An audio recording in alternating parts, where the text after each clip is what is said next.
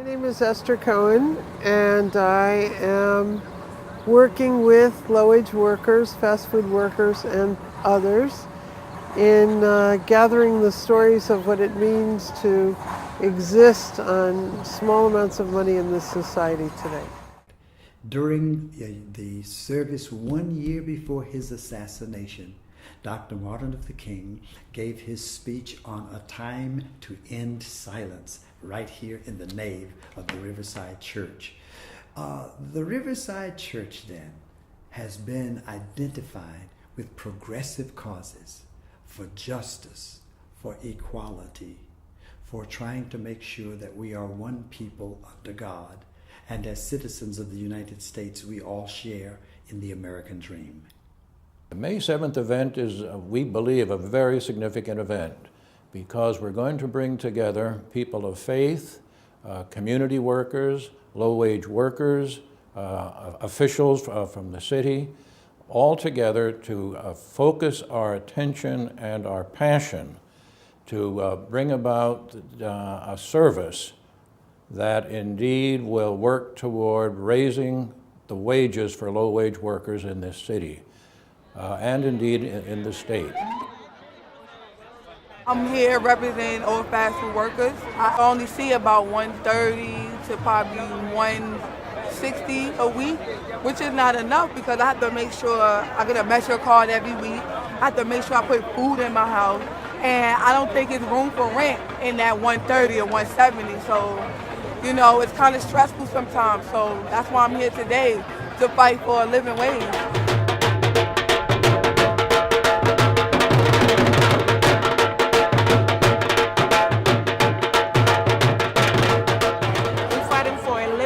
For New York City, at least $15 an hour to start with.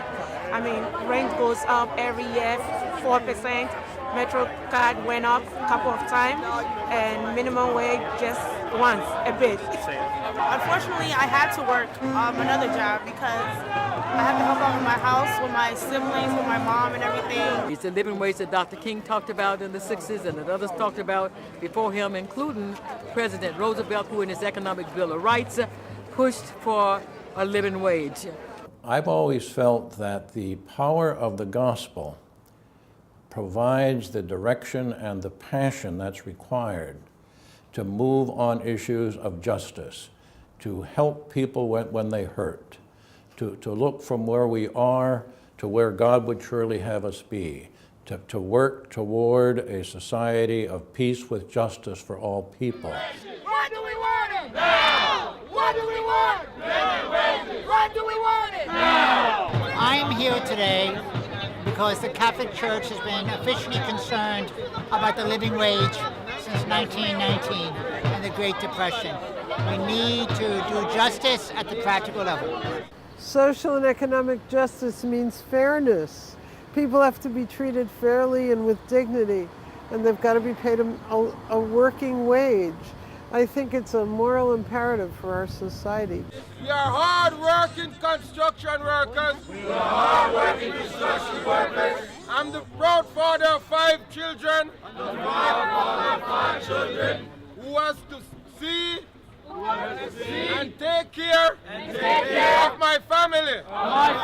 Salario mínimo de $15 la hora. De $15 la hora. Para todos los trabajadores de Nueva York. Para todos los trabajadores de Nueva York.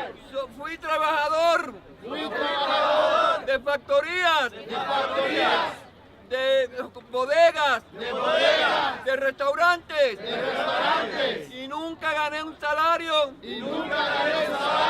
Que me dieran para pagar por lo menos un apartamento, la renta de un apartamento.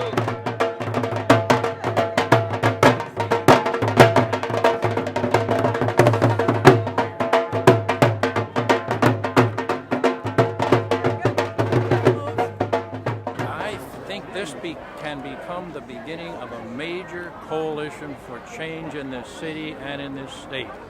And if we continue to build as we're building tonight, I think the sky is the limit. As American workers have a right to the tree of life that can only be guaranteed in the wealthiest country on earth by a living wage. so many things is going to happen after today. I mean, we have clergy in here. We have, 30 different countries besides U.S. in this same exact place. So this is something very huge and beautiful, and like the world is coming together. Like Martin Luther King Jr. dreamed of. No matter if you black, white, Spanish, Chinese, polka dot, green, blue, we all coming together to fight for something for all of us. We are the workers! We are the workers! Mighty workers! Mighty workers! Fighting for justice! Fighting for justice! The gospel and social justice go hand in hand. And as we act in social justice rooted in that gospel, we become faithful to the church, to the faith that we proclaim. We had better do what we can to begin to narrow that gap, to begin to make sure that if we all are fellow citizens, then we ought to be able to share some of the benefits of the resources available, that the American dream cannot just be for a few while the rest of us are actually going through nightmarish conditions. I think that the future of our nation will be largely determined by our creative ways of bringing compassion into concrete steps to narrow the gap between the haves and the have-nots. So I'm here on the behalf of 58,000 fast food workers in New York City, and on the behalf of many thousand workers of low-wage workers, homemaids, airport workers, car wash workers, retail workers, and all of us who make this city work. I was very ignorant to how many people are out here struggling, and I'm sorry about that. During this airport fight, all I could think about is the airport workers, but it's not just me. It's some fast food. I'm told there's car wash, there's, honestly, I'm gonna just say everybody. Everyone's going through it. We as faith leaders stand with you. I want every low-wage worker in this room and those that couldn't be here because they have to work tonight, that we are committed, as we always have been. It is our mandate, it is our charge. Many of us are not merely talking this talk because we're standing in Riverside Church in front of you. We, as people of faith, have stood with the labor and our fast food workers on the corners of these unjust establishments. We have stood with car wash workers as we watch owners pay them one by one, even through a vehicle, because we would not tolerate the injustices. We stood with airport workers and was arrested with them on Martin Luther King Day, because we knew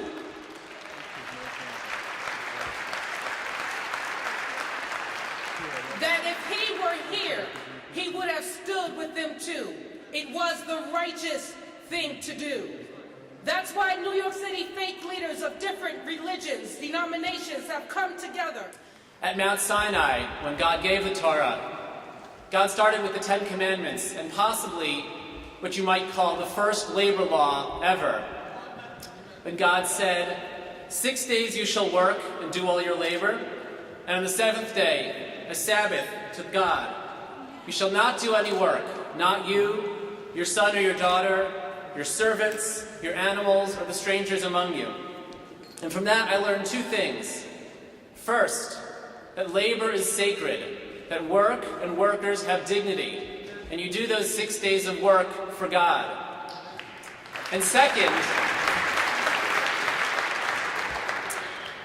that labor protections are explicitly extended to everybody in society, including the weakest, including the stranger, the one who we think doesn't belong. They do belong. But then, God's not finished.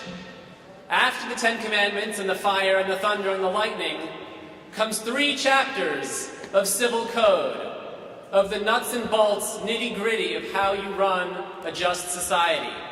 And guess what? It starts out with how you treat the worker.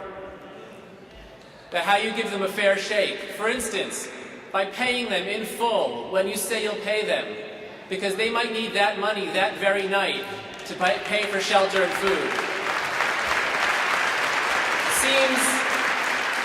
Seems that wage theft was not invented in the 21st century. So Jews have been fighting this fight for millennia. We fought it last century as labor organizers, and I'm proud that we're continuing to fight it with you here today. The word of your Lord finds its fulfillment in truth and in justice. And say my Lord has commanded justice, as well as that he, Allah, may reward those who believe and do deeds of righteousness justly. It also says, upholding justice, there is no God but he. Further, Prophet Muhammad ibn Abdullah, be on your guard against committing oppression, for oppression will be darkness on the day of resurrection. And further, be aware of the supplicatory prayer of the oppressed, for there is no barrier or veil between him and Allah, between him and Almighty God. So the prayers that we let forth today, the prayers of the oppressed, the prayers of those who are struggling for justice, are heard, are considered, and will be responded to.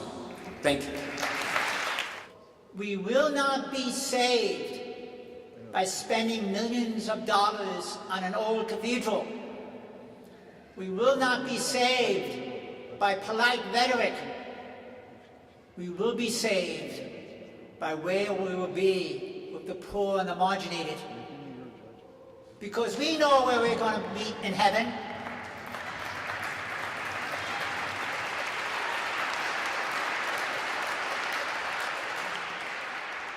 The challenge is, with the declining numbers in all the mainstream churches, where are we going to meet the Jesus? Airports, car washes, Taco Bells.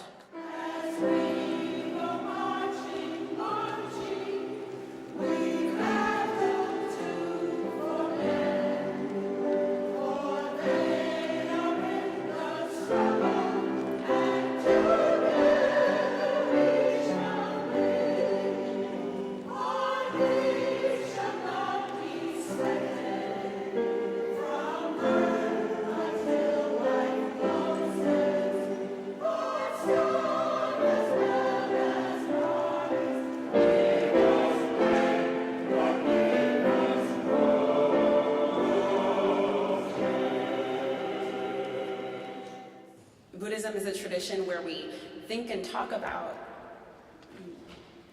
liberation from suffering as awakening. But it's clear that were I to experience a complete awakening today, I'd be waking up into a world where corporate profits are at an 85-year high and worker salaries are at a 65-year low.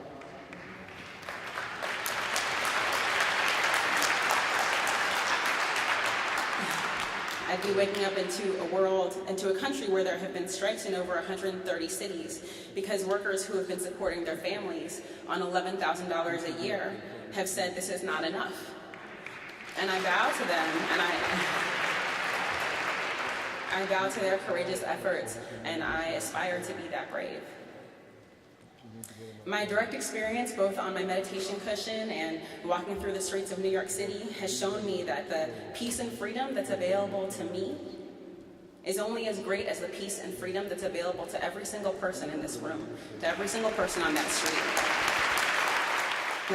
We are living under an economic system which places all sense of value only on money.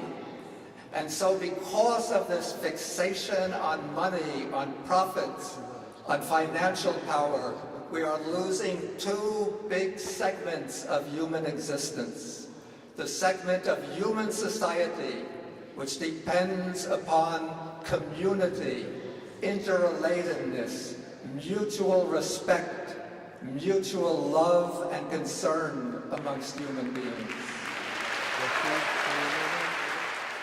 Don't you know that when your ways delight God, blessings will come down? Don't you know that injustice makes life bad for everybody, even the rich and the poor?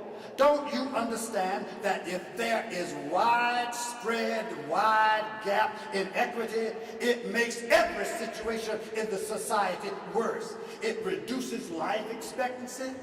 It increases incarceration. It brings low birth rate. It makes for health difficulty of epidemic proportions. It gives violence, hostility, inequities, mess up the whole society, for the rich as well as the poor. Why is it that more than 3 million women and men who are working hard, playing by the rules, are still living in poverty in our great state? Working families, especially families of color, are losing ground. But when you are losing ground, it means that you're taking a step back. Tonight, we halt for a moment. Tonight, we call on faith leaders, labor leaders, and community leaders to join the low-wage worker-led movement for justice. And working families in this city are hurting. We cannot allow workers to be undervalued any longer.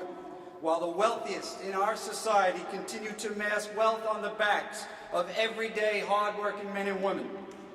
It is unjust, it is immoral, and as a society we all have an obligation to do better.